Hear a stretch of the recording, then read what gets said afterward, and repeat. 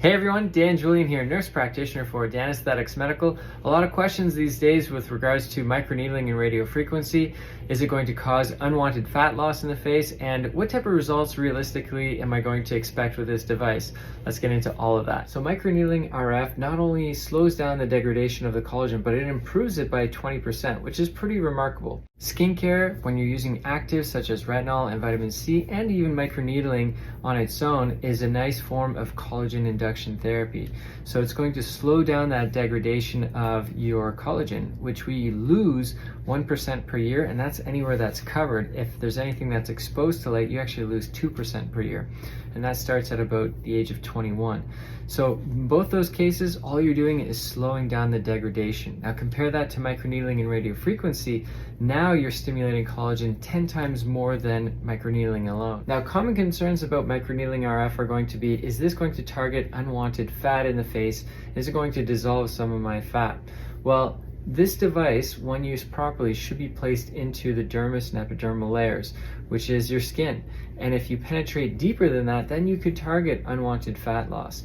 But this is where your provider must be knowledgeable about the skin depths and how they vary in the face. For example, forehead, the eyelids, the cheeks, the chin, and the neck. They all vary, and it's up to the provider to understand the differences of depth and to make sure that they're not penetrating deeper than that, targeting unwanted fat. Now, there are certain areas on the face that I may want to go deeper to target the fat, such as jowls and submental region.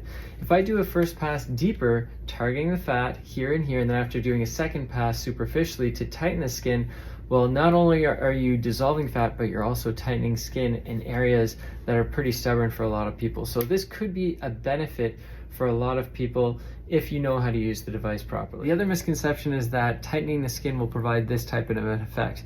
This is actually a lifting effect. This is not a tightening effect.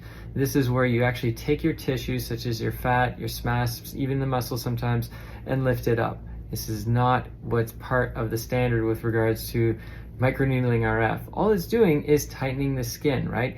And the way that it's doing that is telling your body, hey, I'm irritating this area, let's tighten it up over a period of time. A nice visual example that I tell a lot of my clients is basically, listen, your skin used to be tight like this whenever you were about 18 to 20, and then over time, it's loosened up because of the elastin collagen and elastin. After several rounds of microneedling in RF, it's not going to bring it back to here. What it's going to do is basically bring it from here to about here, which is a 20% improvement.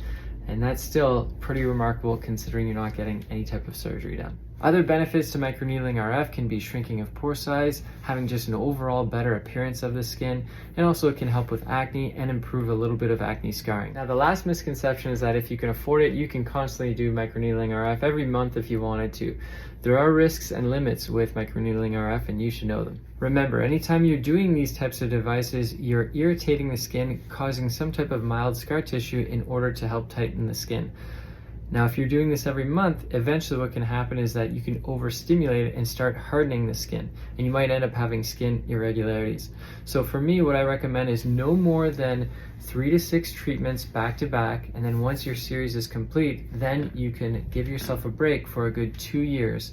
And then after that, you can restart another series of treatments, and you can do that regularly. And in the interim, I highly recommend using your skincare actives such as your vitamin C's and retinols, and also consider using just your basic microneedling pen in between treatments as well, and you can get away with about 3 to 4 treatments in between that 2-year span. Hope this helps, guys. Until the next time, take care of yourselves, exercise daily, and please be nice to absolutely everyone. Cheers!